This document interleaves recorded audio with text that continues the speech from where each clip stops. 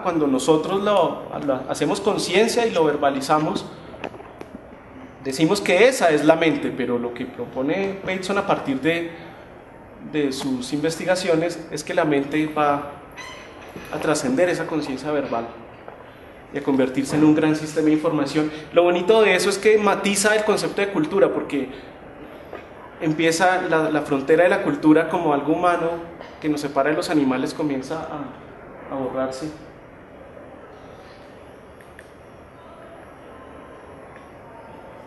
Y estos enfoques tienen algo particular, es decir, no son necesariamente mis enfoques teóricos. De hecho, esos tres enfoques, el de Heidegger, el de Lévi-Strauss y el de Bateson, no tienen por qué ser armónicos, pero sí comparten una visión, y es la de relacionar al sujeto con el universo, al sujeto con el cosmos, y a relacionarlo en el plano de lo inconsciente, de lo silencioso y de lo que no es discursivo. A muchas personas, a muchos antropólogos y sociólogos les incomoda ahora la noción de inconsciente, porque sienten que reconocer la existencia de una dimensión inconsciente en la cultura le quita agencia política al sujeto. Decir que hacemos cosas sin saber que las hacemos a veces incomoda políticamente, porque podría convertirse en una forma de negar la agencia política que puedan tener las personas, de que supuestamente por no saber lo que hacen no sean capaces de tomar decisiones o de mover a otras personas y de transformar la realidad, etc. Pero curiosamente, negar la dimensión inconsciente de la cultura y de la sociedad es una pretensión terriblemente positivista, porque supone que todo lo que se puede conocer puede entrar en el plano de la conciencia misma y es susceptible de ponerse en el lenguaje, de hablarse, de escribirse, de convertirse en texto, y lo que no esté ahí entonces simplemente no existiría. Luego, solo la mente occidental capaz de producir discurso, digamos, por ejemplo, científico, sería la única que podría volver a conocer eso. Entonces es como si se mordiera la cola, porque un discurso político que busca ser incluyente a partir de negar lo inconsciente, pues termina contradiciéndose. No sé si me hago entender.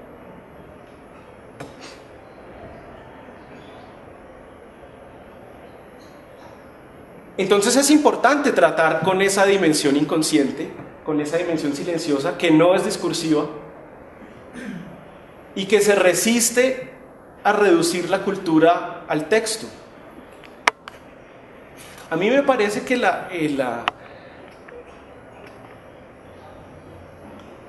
el abuso del texto y la textualidad y el intertexto y la lectura y todas estas formas de ver el mundo que vienen mucho de los estudios literarios y de la crítica posmoderna centrada en el texto, en el mundo como texto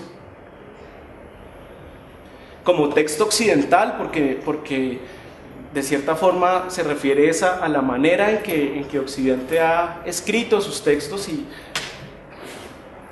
olvida que existen otras escrituras y han existido otras escrituras que transmiten y que tienen otras gramáticas y otras dimensiones que la escritura occidental no tiene. Entonces ese mundo reducido al texto occidental pues comienza a volverse también bastante miope y bastante obtuso.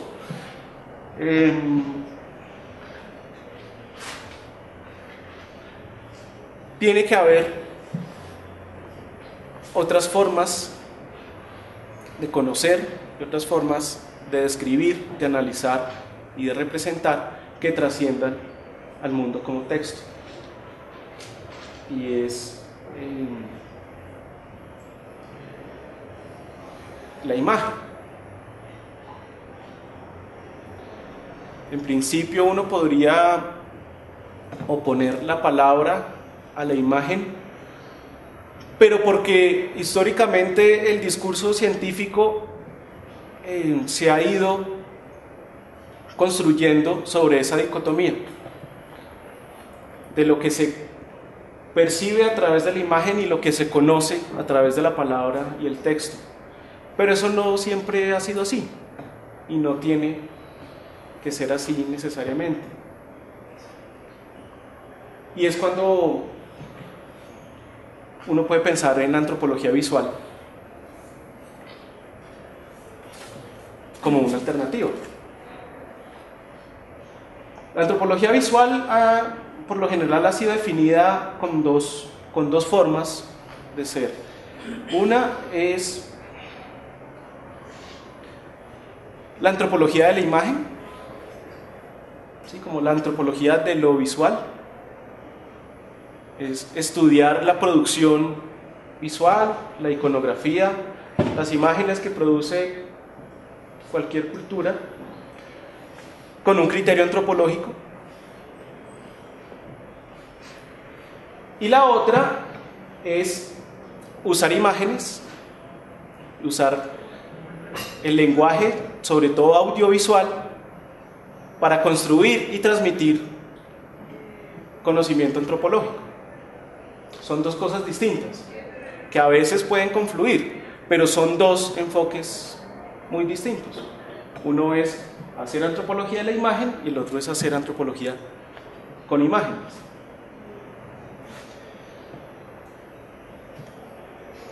Esa distinción existe desde hace mucho tiempo.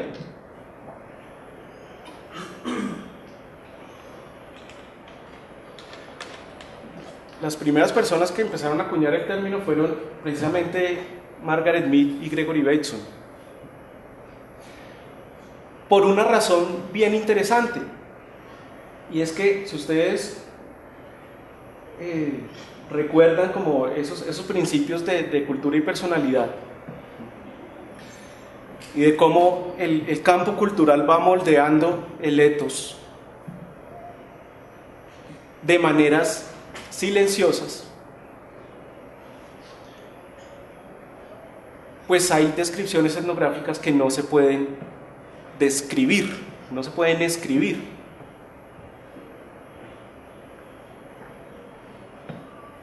Y Bateson y Mead encuentran en el cine la herramienta perfecta para registrar eso que construye el carácter en el niño mientras se relaciona con la mamá y el papá y los tíos y el ambiente,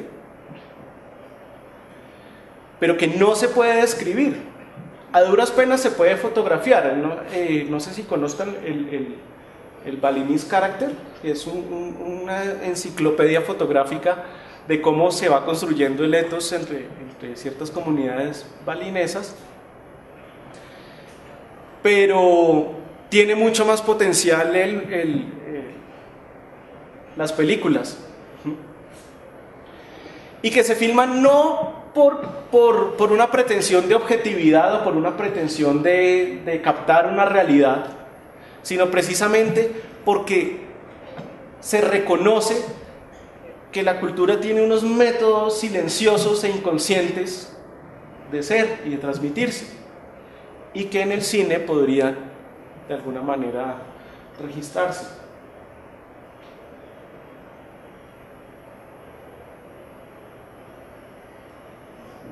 Hay un problema, y es que esa división del mundo del mundo científico, digamos, o académico, entre la imagen y la palabra, termina viéndose hoy también como un mundo dividido entre los científicos, entre los humanistas y los artistas. Y como toda diferencia cultural, como toda distinción cultural, se naturaliza. Y se naturaliza diciendo que solo las personas que nacen con el talento para las imágenes pueden tratar con las imágenes. Y esos son los artistas. Es curioso porque todos nosotros tenemos una capacidad de producir símbolos, que es la que nos hace humanos, y la imagen es el vehículo por excelencia del símbolo. Todos construimos en todo momento imágenes y tratamos con imágenes. Otra cosa es que lo hagamos de manera inconsciente. Luego sería un poco absurdo pensar que solo ciertas personas nacen con la posibilidad de utilizar lenguajes de imágenes.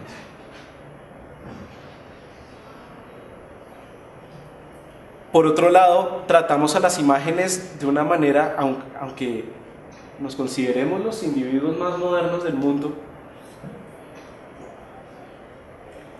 y nos burlemos de los indígenas cuando dicen que las cámaras enferman y que en las cámaras hay un mal de ojo y que las cámaras roban el alma del que la fotografía. Pero mal que bien, de pronto nosotros proyectamos lo mismo sobre estos indígenas, porque muchas veces tratamos los materiales visuales de una forma bastante, digamos, supersticiosa, o como para decirlo más antropológicamente, como si fueran elementos de magia contaminante. Y esos debates sobre lo real que se capta en la cámara y sobre lo que se puede manipular y dónde comienza la ficción y termina la realidad, y la objetividad de la cámara o la subjetividad del que la usa, tienen mucho que ver con ese significado que le damos al material visual, sobre todo al que filma o al que fotografía, como un material que es capaz de absorber una realidad o de dejarse contaminar por una realidad, de cargarse de sentido por una realidad y conservarla ahí. Y entonces cuando vemos, nos dicen: vean las imágenes, vean lo que pasó. Más que estar viendo y creyendo que es lo que pasó, es otorgarle un carácter mágico a esas imágenes de que nos están mostrando un mundo real y una realidad. Y que entonces hay que tener cuidado con lo que hagamos con esa realidad. O sea, fuera de eso es una cosa sagrada, porque no se puede tocar, y tocarla es como tocar todo lo sagrado, es un problema.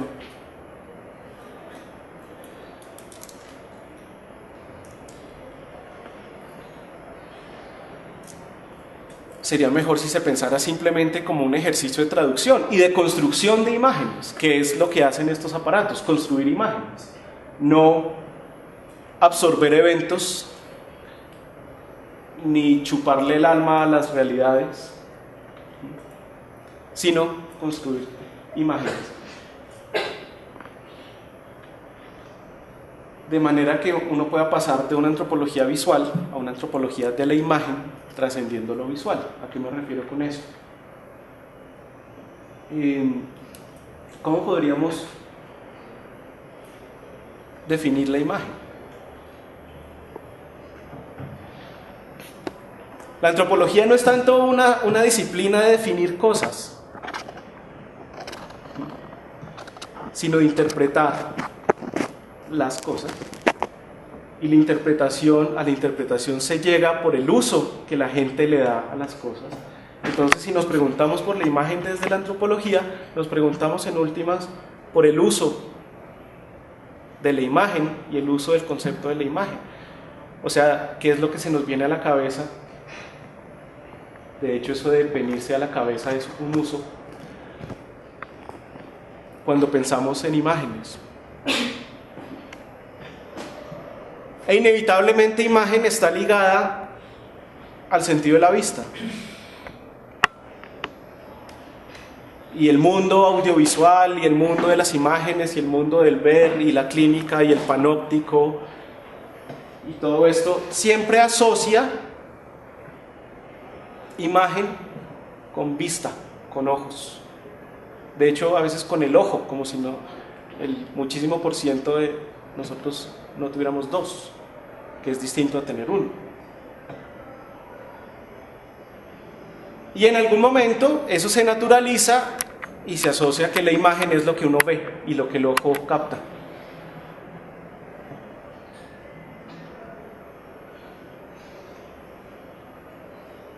pero cuando soñamos no vemos. O sea, juramos que vemos y pensamos que vemos. Y si yo le cuento mi sueño a otra persona, lo cuento en términos de lo que vi.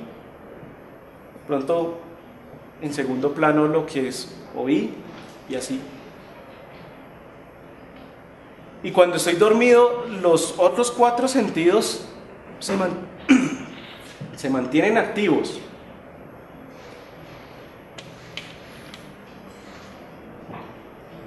Yo tenía una gata y cuando me dormía se colaba en el cuarto y de pronto yo me estaba soñando que alguien me ahorcaba.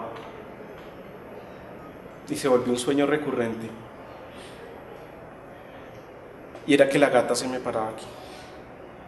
Entonces, cuando me despertaba tenía la gata acá presionándome el pecho.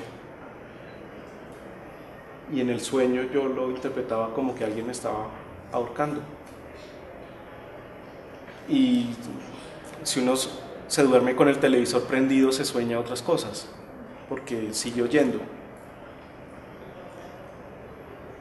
Pero si algo no está haciendo uno, es usando los ojos.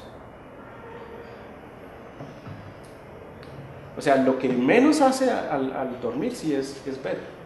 Están tapados.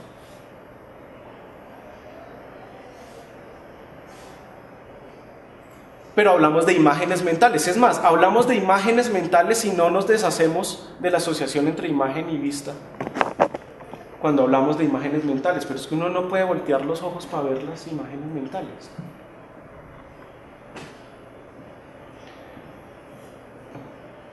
Pero algo deben tener en común las imágenes mentales con los productos que vemos, que haga que esas asociaciones hayan tenido éxito, porque de todos modos tampoco se asocia las cosas porque sí. Y eso que pueden tener en común es la complejidad en la representación.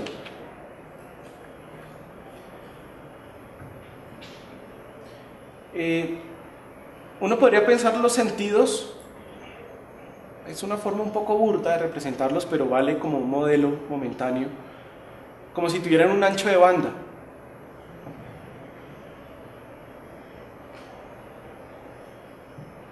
O sea, un ancho de banda es decir, como una capacidad para recibir datos de manera simultánea, dependiendo del ancho de la banda. Y el de la vista es así de grande y el del oído es así, y de ahí para abajo se van reduciendo. Y pues eso de alguna manera sí explicaría por qué, si nos pusieran a escoger, nos torturaran cuál sentido escogeríamos para perder, creo que no sería el de la vista el que quisiéramos de primerazo.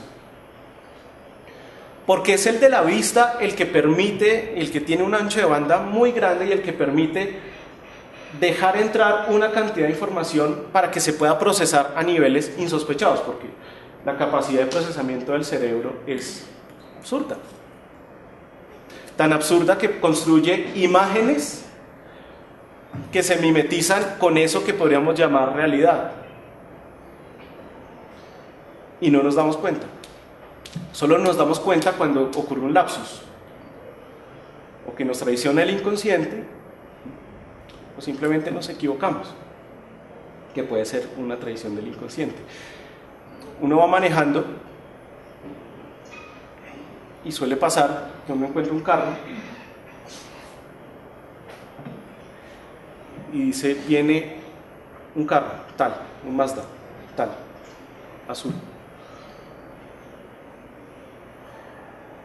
Y al instante se da cuenta que no era un Mazda, sino un Renault. Pero uno estaba convencido de que era un Mazda porque lo vio. Y lo que pasó ahí es que la imagen de acá, la imagen compleja y procesada complejamente de acá, creó un Mazda y después se encontró con la información que venía acá que le decía que era un Renault. O cuando uno se encuentra una persona y jura que es la persona y se da cuenta que no es, voltea, pero uno la ve y uno jura que la vio. Pues no, no la vio, la construyó acá de una manera tan terriblemente compleja que juraba que la vio.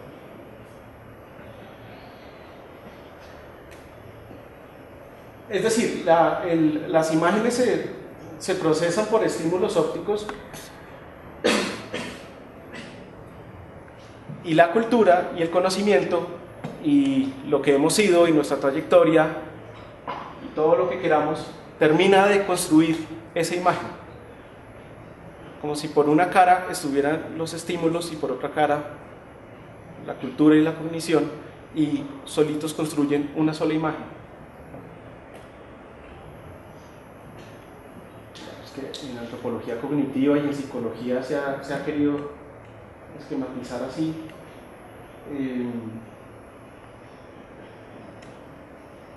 Y algo que se han dado cuenta las personas que estudian eso es que lo verbal sí pareciera estar separado de los otros estímulos, y que en esa medida la palabra y el texto van por canales diferentes, y en esa medida construyen imágenes diferentes, construyen realidades diferentes. Y en este punto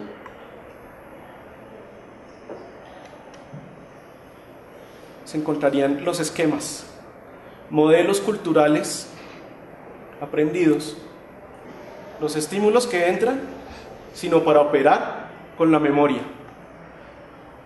O sea, el problema de acordarse de algo no es metérselo en la cabeza, es sacarlo de la cabeza.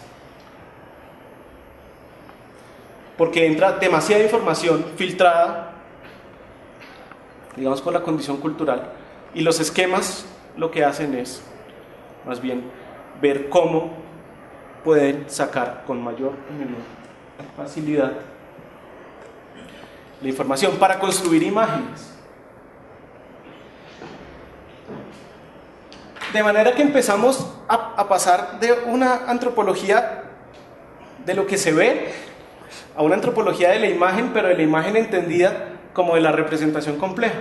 Es decir, de una antropología de la representación compleja. Y que trasciende precisamente el sentido de lo visual. Inmediatamente nos pone a preguntarnos por los otros sentidos también. Y por la cognición. Porque entonces las imágenes, lo que llamamos imágenes, no solo se van a construir por lo que vemos, sino por los demás sentidos, y por el cuerpo y por el movimiento corporal, por nuestras concepciones de espacio.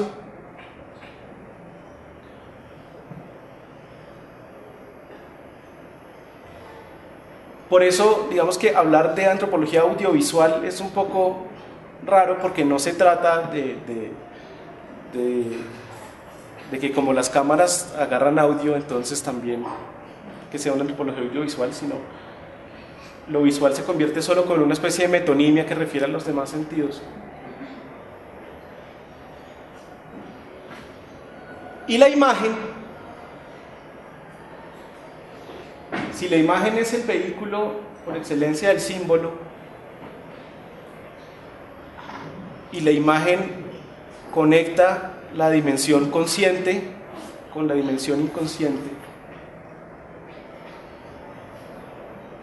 vale la pena estudiarla como eso, no solo como un producto visual que podría ser otra cosa, sino como ese vehículo entre lo consciente y lo inconsciente.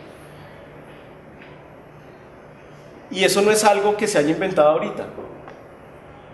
El uso de las imágenes para conocer y para transmitir conocimiento existe desde mucho antes de que se consolidara históricamente la academia occidental. Y el reconocimiento del carácter complejo de la imagen, que tiene un componente racional pero también emocional, no es un reconocimiento nuevo. Es más antiguo de lo que la historia de la ciencia moderna quisiera aceptar. Por ejemplo, esta imagen.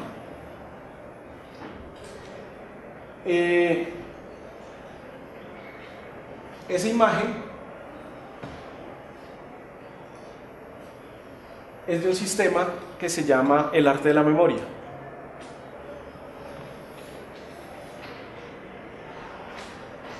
El arte de la memoria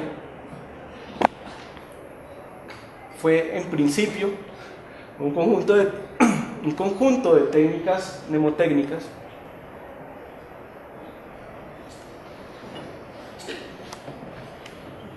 vinculado a la retórica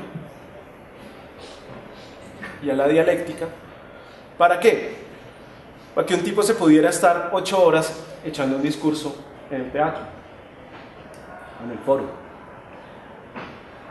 de memoria.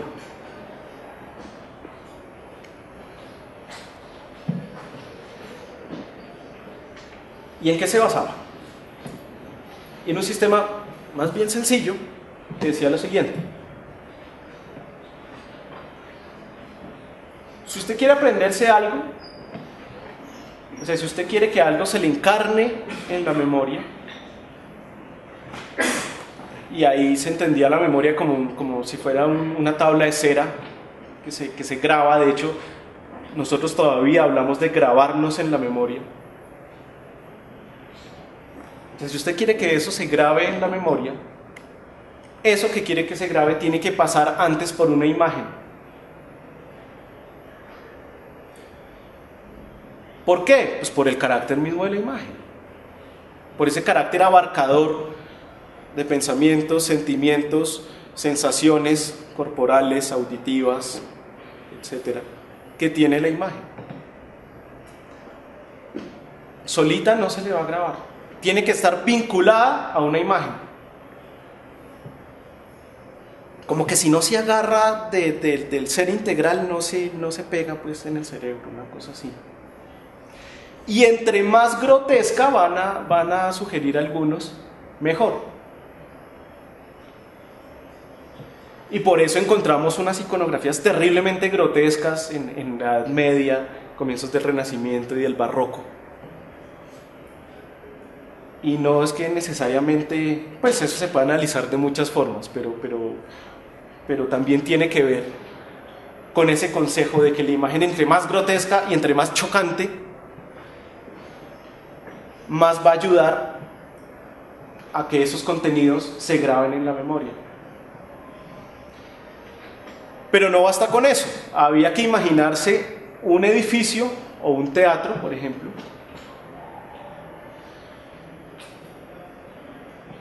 y recorrerlo con la mente.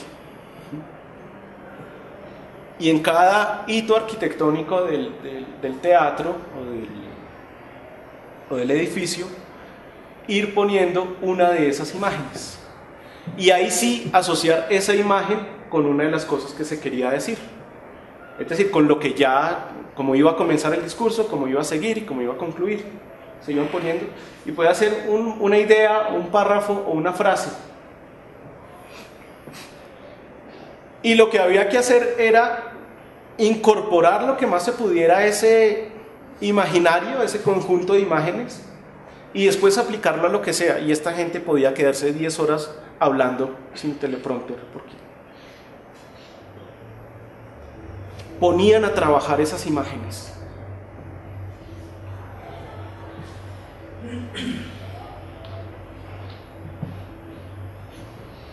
Y esas imágenes tienen una forma de comunicarse también y una forma de trabajar con ellas.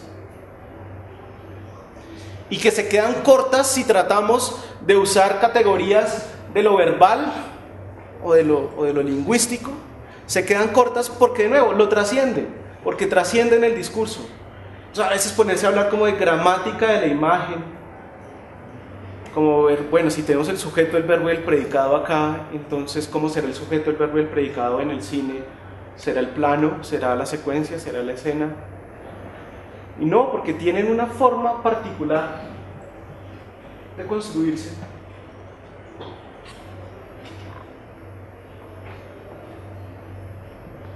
Y entonces uno podría pensar, además de esas dos maneras de pensar la antropología visual, otra que es la antropología de la representación compleja, como una tercera, y una cuarta, y es adoptar los elementos visuales o de la comunicación visual o de la construcción de la imagen como para trascender lo visual para hacer antropología, que no es lo mismo que usar imágenes para hacer antropología. O sea, no es antropólogos con cámaras, no es antropólogos tomando fotos, es adoptar una forma de pensar en términos de la construcción de la imagen que nos produzca otras cosas, que nos haga ver otras cosas, que desde la visión textual o gramatical o verbal no vemos. No porque unas sean de verdad y otras sean de mentira. De hecho, el problema no es tanto que unas no sirvan para nada, si no, no estaría hablando, sino que hay un desbalance que sería interesante restablecer entre el papel que cumple la imagen y el papel que cumple la palabra. Y se encuentra uno elementos que no se encuentran necesariamente en el lenguaje verbal, como como la construcción de la imagen a partir, digamos, de la constelación, por ejemplo. Es decir, el constelar como un hecho epistemológico, por ejemplo, y no como una curiosidad cultural de que creamos constelaciones. Es decir, el constelar como una forma de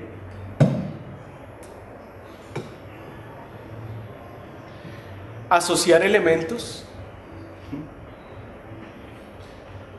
de forma no lineal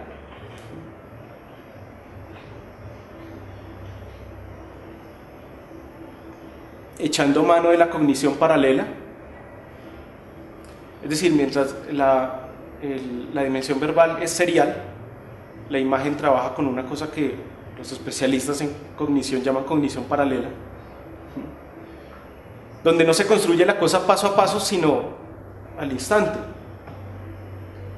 Y eso puede servir para unas cosas que el pensamiento verbal no ve. Uno podría trazar como un espectro entre lo que se construye desde la imagen y lo que se construye desde lo verbal, y tiene ambas cosas que la otra no tiene. Es decir, el pensamiento verbal llevado hasta sus últimas consecuencias, como hasta lo que los positivistas lógicos querían hacer y fracasaron, como Russell y Wittgenstein al principio, y toda esa gente, que era crear un nuevo lenguaje de palabras totalmente neutral, ¿cierto? Unas palabras totalmente desprovistas de un sentido por fuera del que puedan dar las proposiciones. ¿Para qué? Para transmitir ciencia, para construir ciencia. Y por el otro lado, las imágenes, digamos que están más bien condensadas, de las que poco se puede hablar, de las que no pueden transmitir otras formas de conocimiento, pero que sí abarcan el mundo de otra manera, un poco más silenciosa, pero que permiten producir otros significados y producir otros símbolos en distintos niveles de la cultura. Es decir, este símbolo, esta imagen, tiene la capacidad de producir esta imagen, pero esta no. Esta imagen no puede producir esta. Con esta imagen podemos aprender química orgánica y saber que eso es un anillo de benceno y sacarle el jugo al benceno hasta las últimas consecuencias. pero nada más. Es decir, nos permite comunicar unas formas de nos permite comunicar información en cierto nivel, con cierto grado de eficiencia, pero de manera lineal. Esta imagen es capaz de producir esta otra y otras muchas más. Porque el que descubrió el anillo del benceno, un químico cuyo nombre se me escapa ahorita, lo descubrió porque se soñó con esta imagen.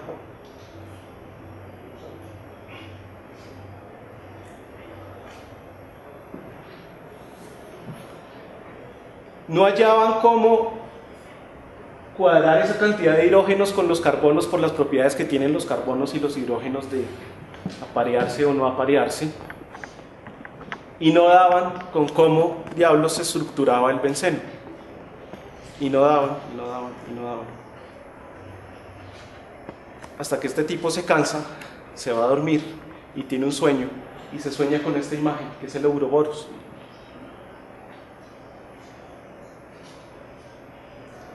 Y al otro día comienza a echarle cabeza y dice, tiene que ser un anillo. Y va a ver, y sí. Es decir, esta imagen es capaz de producir otro tipo de imágenes, pero no necesariamente al contrario.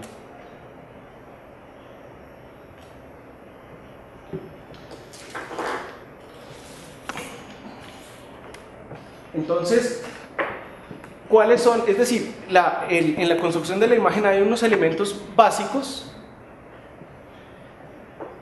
que uno podría llamar unos elementos primitivos y que todos tenemos, de alguna forma resuenan en la estructura, no tanto de la psique, pero sí del cerebro.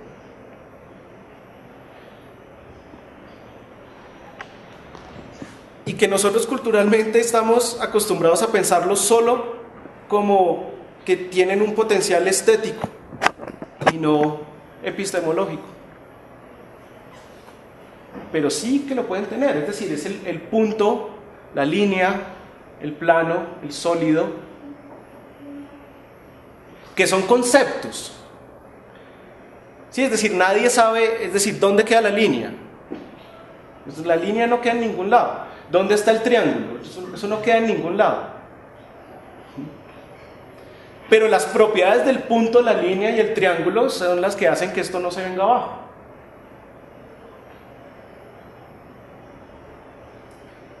Pero a la vez,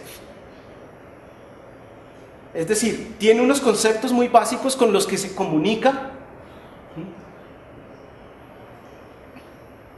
y tiene otros como la textura, el espacio, el tono, es decir, una serie de elementos visuales que son capaces de mostrarnos cosas que el lenguaje verbal no nos puede decir, como por ejemplo el espacio negativo. Es decir, el concepto de espacio negativo no existe en el texto.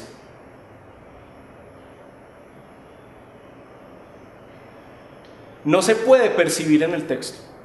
El concepto de espacio negativo es un concepto visual. O sea, para nosotros esto blanco es vacío.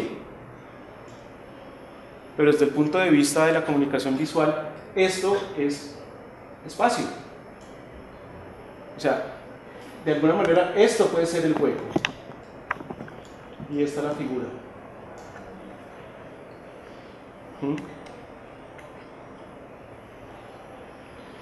O sea, si yo tengo un triángulo, ese triángulo genera un espacio dentro del triángulo, que es el espacio positivo, y lo que está afuera es el espacio negativo.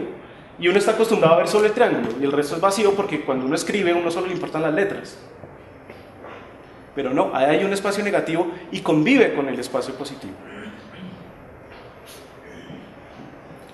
O sea, puede permitirse convivir el espacio positivo con el negativo sin que haya contradicción, o la luz y la sombra.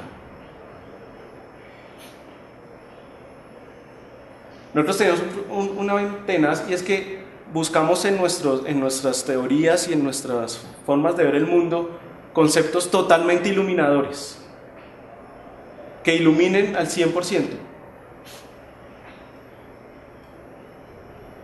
Y si alguien le encuentra un problema de tipo social, político o epistemológico o experimental, entonces ya no sirve. De hecho, uno de los principios del método científico es ese.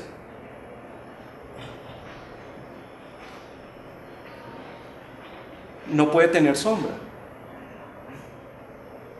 Y el pensamiento visual es absurdo. Pensar en luz sin que haya sombra y viceversa.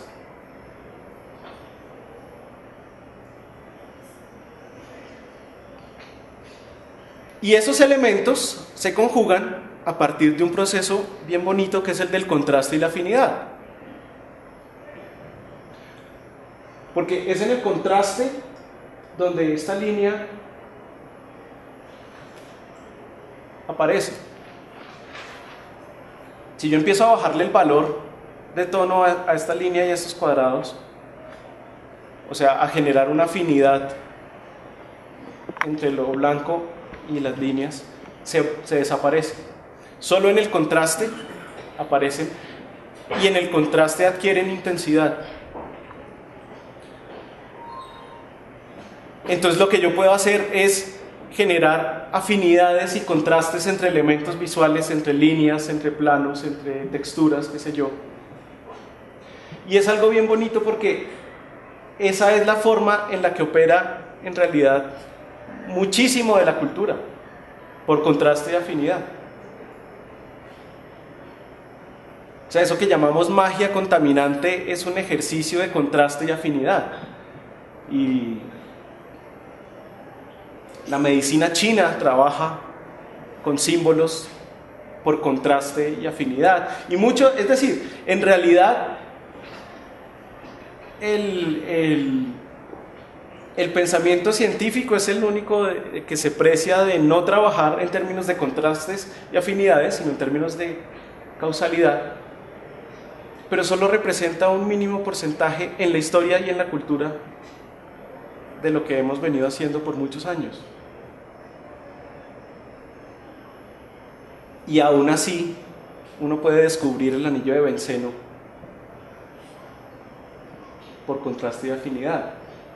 Es decir, hay unos elementos que pueden, es decir, que si aprendemos a apreciar, podemos utilizarlos no solo para producir algo desde el punto de vista estético, sino que pueden tener ellos mismos una epistemología y nos pueden hacer ver cosas que no vemos, porque estamos utilizando otros elementos, por ejemplo la gramática o el significado y el significante.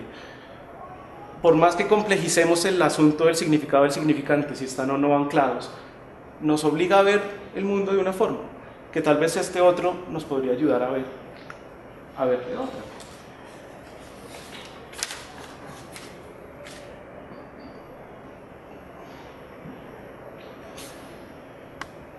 Y en esa medida, si lográramos, digamos, armonizar el asunto de la imagen y las palabras, podríamos volver a aprovechar las palabras, ya no, es decir, como desfechetizando la palabra como aquella que es capaz de describir el mundo, la única que puede describir el mundo, y utilizarla como algo que puede contribuir en la construcción de sentido.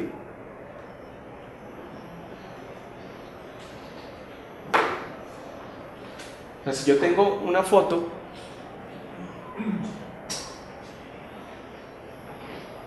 puedo mirarla y puedo establecer una serie de elementos sobre esa foto. Y si tengo el pie de foto, que es palabra que carga de sentido a la foto, tengo otra. ¿Qué decía Bertov? Bertov decía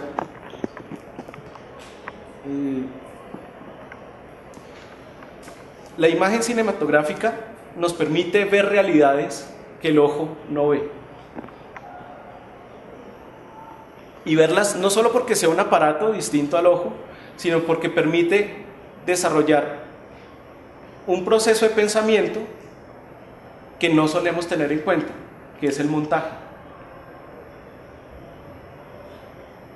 Y a partir del concepto de montaje, que es que una imagen más una imagen no son dos imágenes, sino una nueva cosa, comienza a desarrollar sus teorías sobre el cine ojo. Y que curiosamente, es decir, como industria cinematográfica es un fracaso, porque es otra vertiente del cine generada por Eisenstein en Rusia y por Leni Riefenstahl en Alemania y por Griffith en Estados Unidos, curiosamente dentro de sistemas más bien totalitarios, que se dan cuenta que el cine tiene un potencial político enorme. Pero si algo les pudiera yo recomendar como para comenzar a mirar, digamos una especie de epistemología de la imagen y de la imagen en movimiento que se puede aplicar a la sociología y a la antropología, es la obra de Bertov. Pues porque también está impregnada de mucho materialismo dialéctico, y entonces se encuentra uno que lo puede, tiene mucha afinidad con ciertas escuelas sociológicas y antropológicas, y en serio es una cosa muy interesante. Y una de las películas de referencia de Bertov es El hombre de la cámara, que es precisamente una película reflexiva. Muchísimo antes de que se hablara de sociología y antropología reflexiva. Es una película que trabaja sobre la película misma y muestra al espectador cómo esa película se hace a sí misma y cómo funciona el cine que él está proponiendo en la misma película. Entonces hay un momento en que puede cortar y aparece la editora y corta y vuelve y pone y muestra la escena posible y luego muestra la escena que no fue y luego la que va a ser, y cómo ese montaje, cómo el sentido del montaje está construido a partir del orden que se le dan a las imágenes, y cómo con distintos, teniendo las mismas imágenes en distinto orden, se transmiten sentidos diferentes y es la misma película la que lo cuenta. Es una belleza. Se inventa la animación stop motion mucho antes de que apareciera en otros lados, precisamente no porque el tipo fuera un genio, sino porque precisamente veía que había un potencial de comunicar con las imágenes de una manera distinta, que inevitablemente iba a desembocar en muchas técnicas que hoy todavía se usan.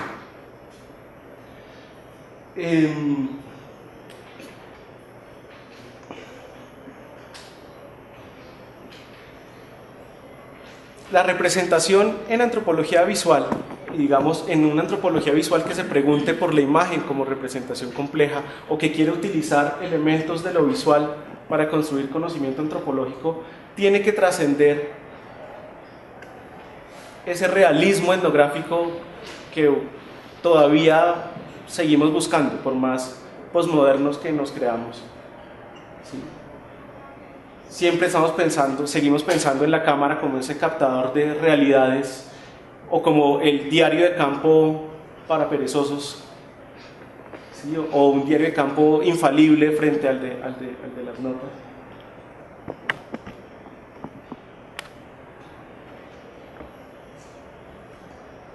Y pensado de otro modo, podría tener más potencial el lenguaje visual, no para reproducir imágenes que consideramos reales, sino para abstraer. Porque no puede haber construcción de conocimiento sin abstracción. Y si bien el cine ha tenido una historia de, digamos, como de reproducir el arte figurativo, digamos por la capacidad fotográfica, puede convertirse en una herramienta de la abstracción. De hecho, la teoría del montaje de Bertov es en principio una propuesta por generar abstracciones a partir de la realidad filmada, abstracciones que nos permitan construir un conocimiento que se pueda después ver otra vez en la realidad. Y no sé, una forma podría ser pensar como el cine a la inversa, donde el cine en general tiene dos canales, que es el canal visual y el canal de audio, y por lo general el canal visual se encarga de la acción y el tiempo y el personaje y la parte consciente, aunque igual trabaje con elementos del inconsciente enormes, pero por lo general se dedica a eso, mientras que el sonido trabaja sobre el inconsciente. Los sonidos, los ambientes, las cosas que evocan, uno no se entera del sonido de una película hasta que se daña, porque precisamente trabaja sobre lo inconsciente. Pero ¿quién dice que no pueda hacerse, digamos, por ejemplo, un cine antropológico o etnográfico al contrario? Donde las imágenes nos remitan es a la dimensión inconsciente de la cultura, y eso es lo que hace parecerse más a la antropología, que se encarga de eso. Porque el periodismo se encarga de reproducir, bueno, obviamente es re ingenuo decirlo, pero en teoría se encarga de reproducir la realidad consciente.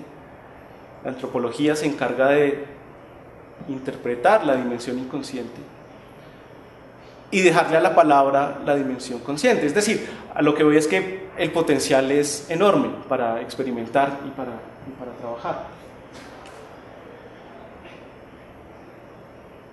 Porque precisamente hay un punto en el que pensar la imagen fotográfica o la imagen filmada como la representación de la realidad, pues no nos dice nada.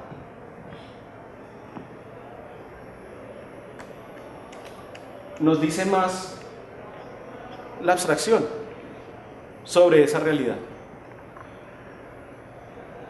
¿cierto? Y la clínica, pues la misma clínica pensaba como, diría Foucault, la cumbre del ojo gobernante sobre el cuerpo. Pues ese ver no nos dice nada si no abstraemos elementos.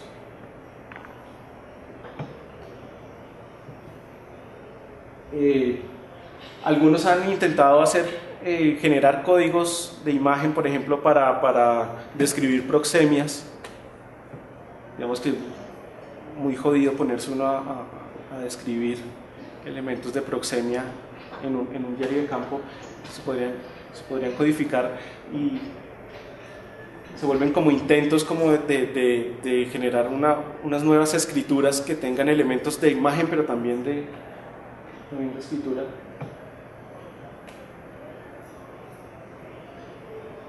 Pero hay otras formas de abstraer también. Es un problema, ya se está cortada la imagen.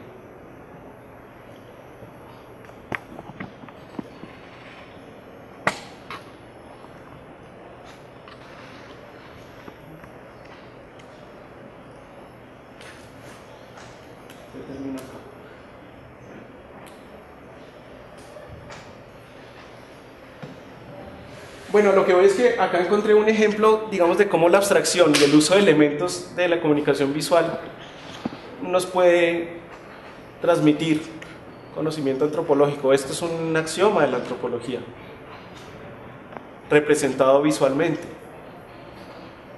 con elementos muy básicos, a partir de la abstracción, del tono, de la línea. Y ese es un axioma antropológico. De pronto no tiene la misma profundidad que un discurso escrito, pero sí permite abrir cosas y producir otro tipo de imágenes. Por último, Walter Benjamin, en un artículo muy famoso y muy trabajado, que es la obra de arte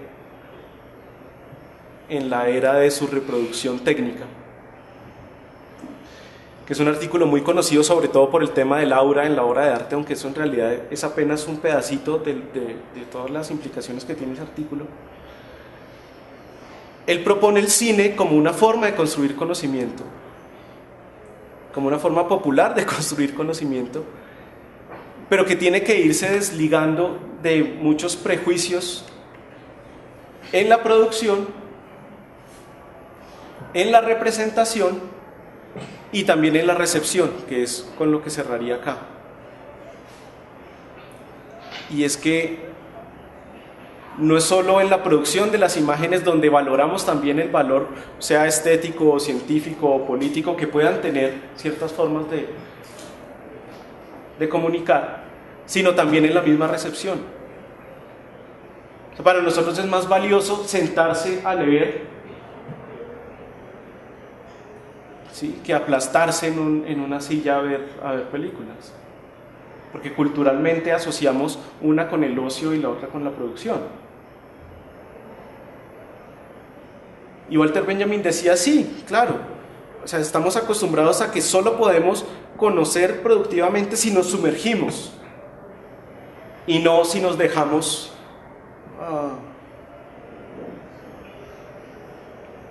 inundar.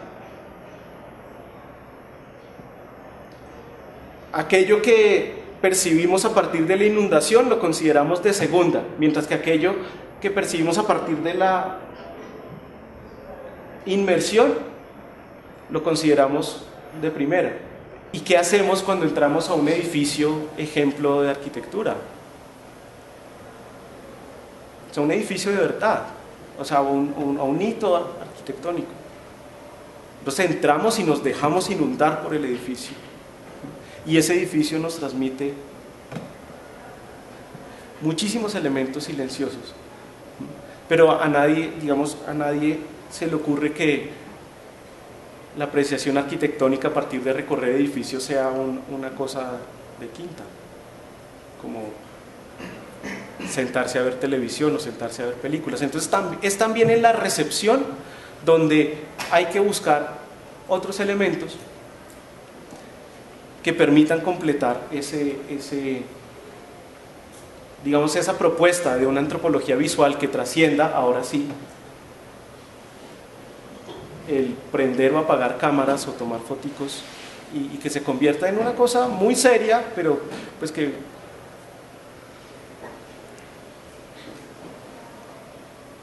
en una alternativa. Y en esa medida es importante desarrollar cursos de antropología visual. Es importante tener laboratorios de antropología visual, porque todo esto, mal que bien, son propuestas, pero también pueden fracasar, pero se necesita un laboratorio de antropología visual al menos para ponerlas a fracasar. Que no es el salón de audiovisuales que maneja el conserje que le conecta a uno el VHS, sino un espacio donde se pueda reflexionar e investigar y experimentar sobre todo, y donde se pueda uno fortalecer en comunicación visual, en comunicación audiovisual, en gráfica,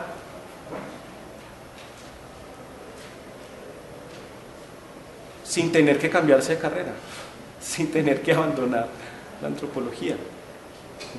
Eso es importante. Y eso es lo que quería decirles hoy. Muchas gracias.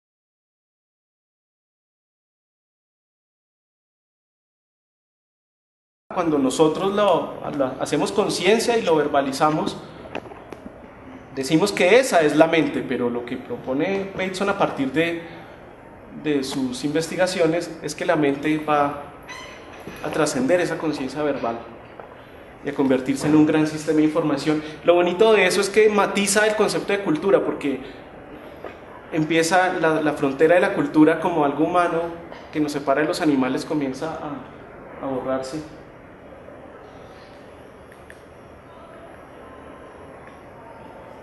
Y estos enfoques tienen algo particular, es decir, no son necesariamente mis enfoques teóricos. De hecho, esos tres enfoques, el de Heidegger, el de Lévi-Strauss y el de Bateson, no tienen por qué ser armónicos, pero sí comparten una visión, y es la de relacionar al sujeto con el universo, al sujeto con el cosmos, y a relacionarlo en el plano de lo inconsciente, de lo silencioso y de lo que no es discursivo.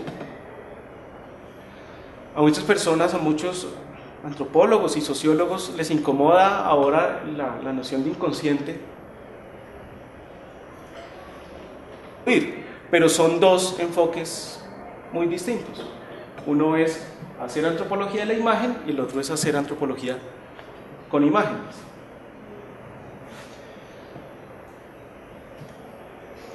Esa distinción existe desde hace mucho tiempo.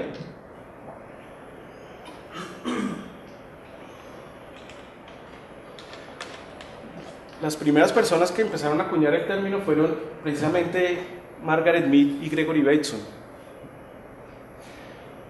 por una razón bien interesante, y es que si ustedes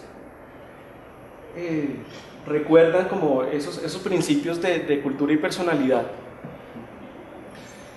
y de cómo el campo cultural va moldeando el etos de maneras silenciosas,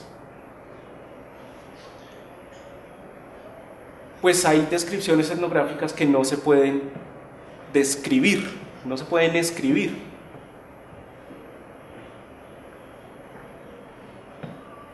Y Bateson y Mead encuentran en el cine la herramienta perfecta para registrar eso que construye el carácter en el niño mientras se relaciona con la mamá y el papá y los tíos y el ambiente,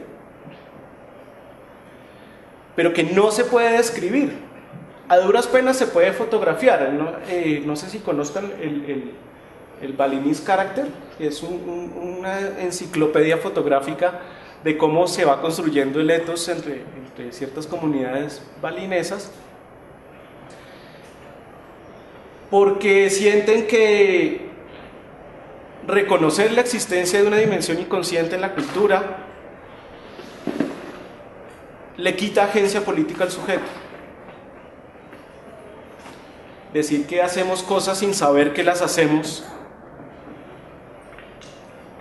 a veces incomoda políticamente, porque podría convertirse en una forma de negar la agencia política que puedan tener las personas, de que supuestamente por no saber lo que hacen no sean capaces de tomar decisiones o de mover a otras personas y de transformar la realidad, etc.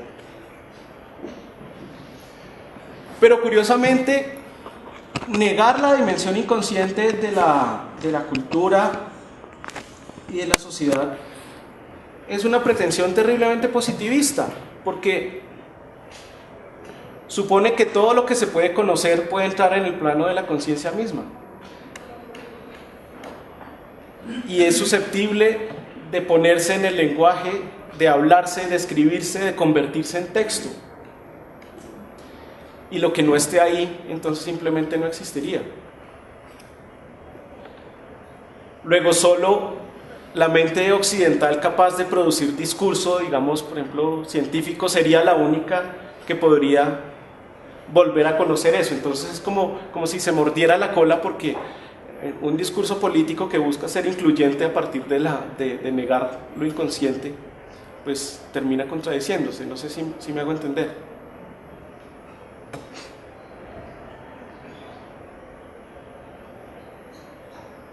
Entonces es importante tratar con esa dimensión inconsciente, con esa dimensión silenciosa que no es discursiva y que se resiste a reducir la cultura al texto. A mí me parece que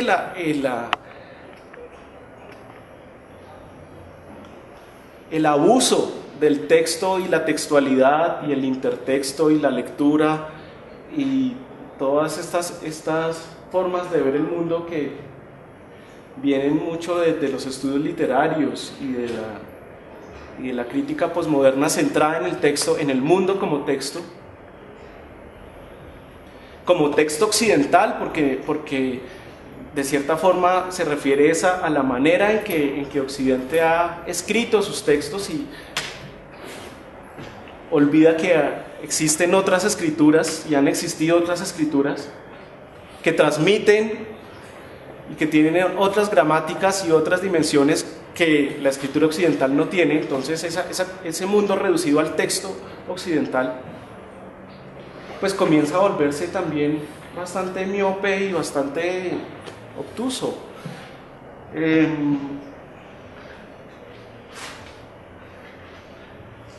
Tiene que haber